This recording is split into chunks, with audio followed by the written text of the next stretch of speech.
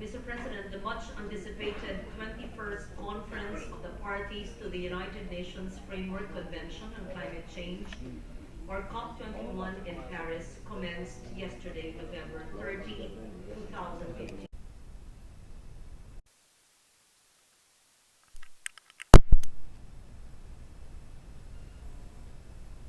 The Climate Vulnerable Forum did not waste time and want to achieve in Paris. The CVF is a South-South cooperation platform involving. It is currently chaired by the Philippines. I wish to put on record the message I delivered via video at the CVF high-level forum because I had to be here as chair of your Finance Committee.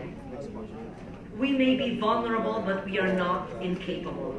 The Philippines and other nations in the Climate Vulnerable Forum are committed to making the world a safe and livable place for future generations.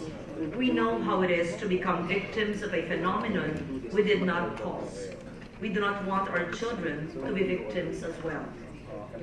We can talk about the climate change laws we have passed and all our efforts to build resilience, and the attention we've paid to increasing the share of renewable energy in our country.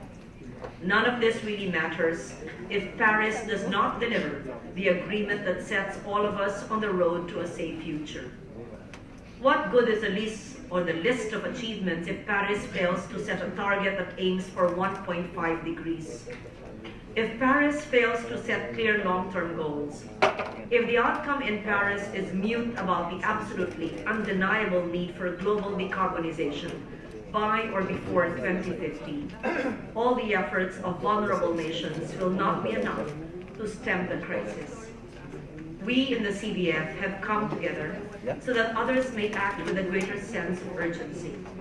We are calling for more ambitious plans domestically, if only to give the gift of greater ambition to those among you who are in a position to deliver not only drastic reductions in greenhouse gas emissions, but also in urgently needed finance.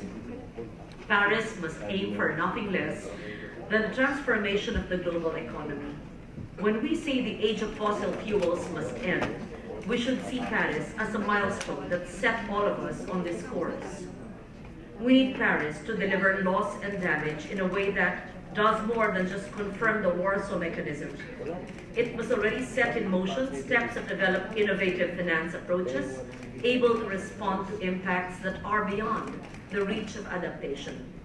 We need Paris to send the strongest possible signal to the private sector. It is in the realm of sustainable investments where business is most needed. We must penalize coal enterprises for the pollution they engender. Let Paris signal the shift of finance to clean, reliable, accessible, affordable, renewable energy. The CBF welcomes other vulnerable nations that wish to become part of the forum, and we ask developed countries to support us. It is no longer a philosophy of to each his own, not only a matter of economy or policy. It is an issue of humanity and conscience. The truth is, there are no borders. We are all connected, and we suffer the consequences of climate change together. This is not the time for restraint, not the time to wag the finger of indictment. This is the moment for collective and urgent climate action. May the road to Paris lead the world to a brighter and resilient future. Thank you, Mr. President.